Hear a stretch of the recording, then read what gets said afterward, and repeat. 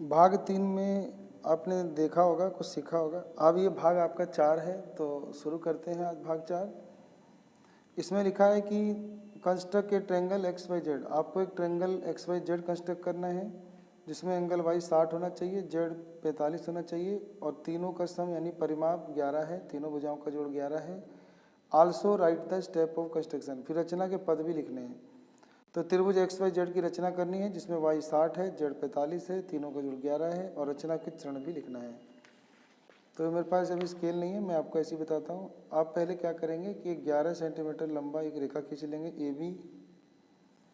अब उसने बोला था कि जो एंगल वाई है वो 60 होना चाहिए, एंगल जेड होना चाहिए 45 और तीनों का जोड़ यानी एक्स वाई जमा वाई जेड जमा जेड एक्स, तीनों का जोड़ होना चाहिए 11 सेंटीमीटर।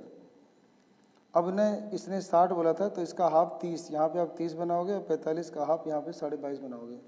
तो पहले मैं प्रकार लूँगा, यहाँ से 60 का कट लगाऊंगा, फिर 60 पे रखकर 30 का कट लगाऊंगा, तो ये मेरा हो जाएगा 30 डिग्री का डॉट डॉट डॉट डॉट।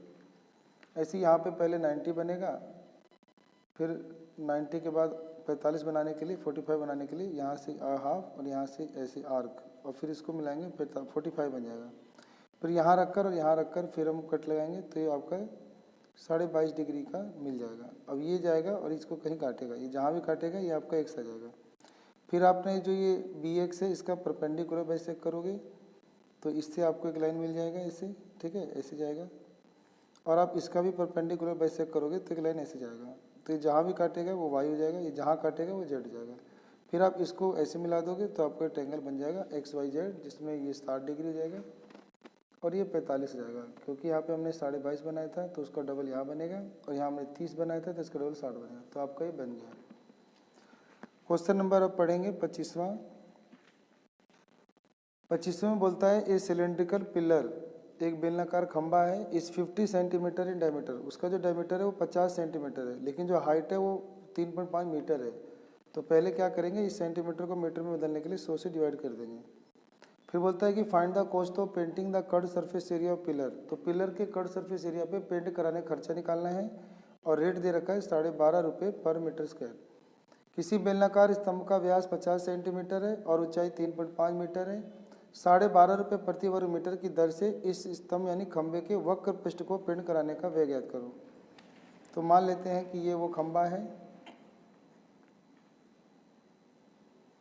इसका डायमीटर दे रखा था 50 सेंटीमीटर, तो रेडियस हो जाएगा आधा 25 सेंटीमीटर और इसे मीटर में बदलने के लिए 100 से भाग कर देंगे तो ये जाएगा आपका मीटर।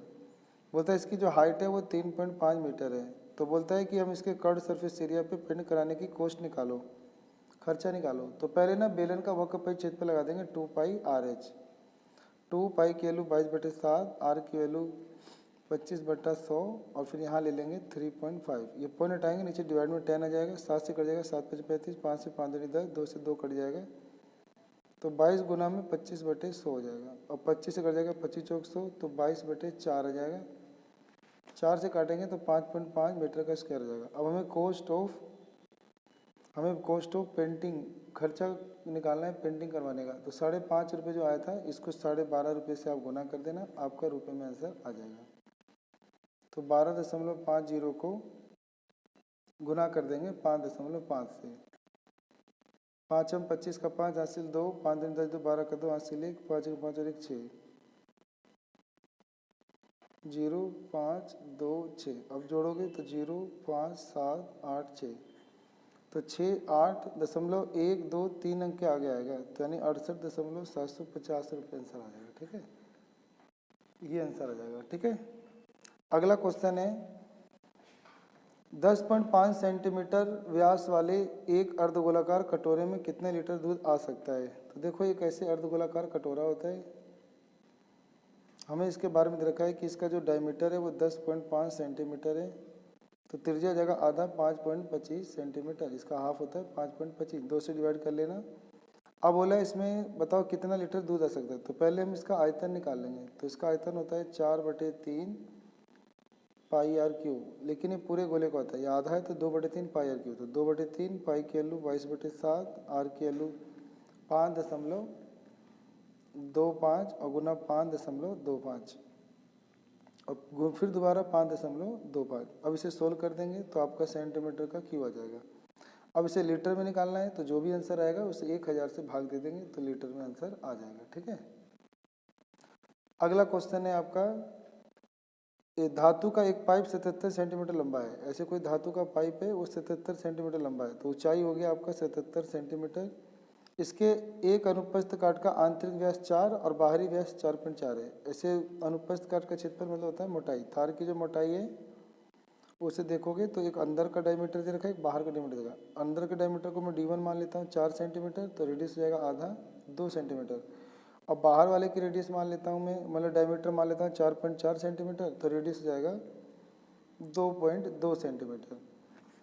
फिर बोलता है कि इसके कुल पृष्ठीय क्षेत्रफल ज्ञात करो, तो हमें इस पाइप का टोटल सरफेस एरिया निकालना है। A metal pipe is 77 centimetre long, the inner diameter of a cross section is 4 centimeter and the outer diameter being 4.4 centimeter. Find its total surface area. अब हमें निकालना है total surface area. Total surface area के लिए आपको अंदर का curved surface area जोड़ना होगा, तो कर्ड सरफेस एरिया अंदर का जोड़ना होगा, फिर बाहर का कर्ड सरफेस एरिया जोड़ना होगा, और फिर ये दो ये रिंग होती हैं इनका एरिया जोड़ना होगा, तो 2 मल्टीप्लाई एरिया ऑफ रिंग यानी वलय का क्षेत्रफल आपको जोड़ना होगा।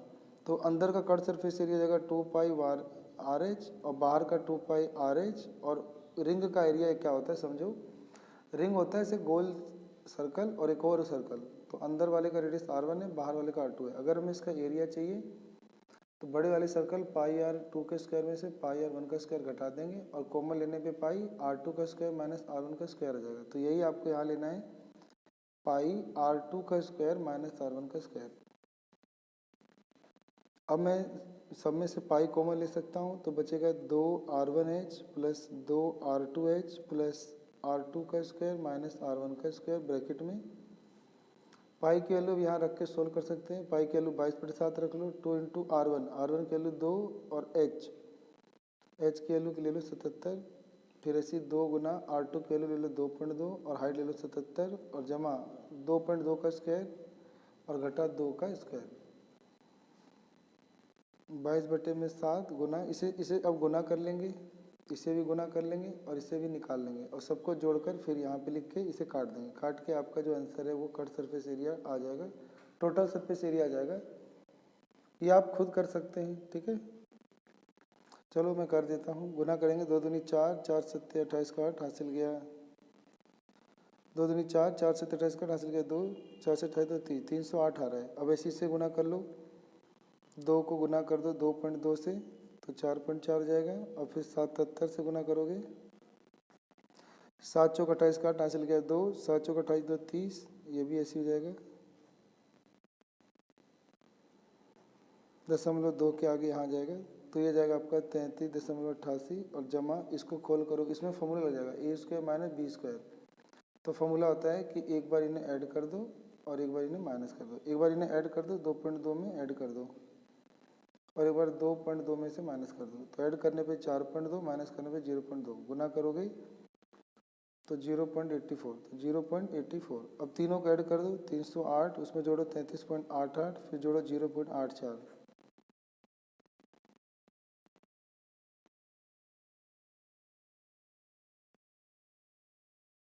तो आ जाएगा तुम्हारा 22/7 और गुना ये आ जाएगा 342.72। अब इन्हें गुना करके 7 से डिवाइड कर देना, आपका आंसर आ जाएगा, ठीक है।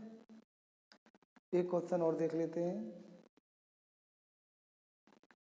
कहता है कि in a society 6 children out of 28 did not participate in campaign save energy. Find the probability of that a child selected at random participate in comparison.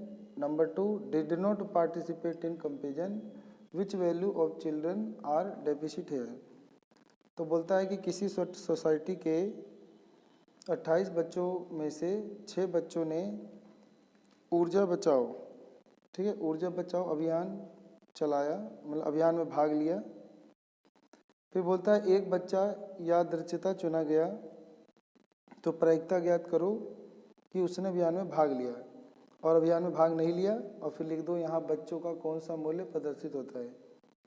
तो देखो कितने बच्चों ने भाग लिया, तो साफ पता चल रहा है कि यहाँ पर टोटल थे 28 बच्चे, 28 में से 6 बच्चों ने भाग लिया, भाग नहीं लिया तो 22 बच्चों ने यानी भाग लिया। तो बोला है कितने ने भाग लिया, तो फार्मूला लगा देंगे प्रोबेबिलिटी ऑफ इवेंट का अनुकूल परिणाम बटे कुल परिणाम, number of favourable outcome total number of outcome, या number of favourable trial upon में टोटल ट्रायल। तो आपका आ रहा है 22, तो 22 और बटे में टोटल 28, काट दोगे तो 11 बटे 14 आ जाएगा। दूसरे में बोला है भाग नहीं लिया, तो हो जाएगा आपका वो 6 बटा 28, काटने पर जाएगा 3 बटे 14। तो बोलता है कि क्या वैल्यू दिख रही है, तो आंसर लिख देंगे कि ये वैल्यू दिख रही है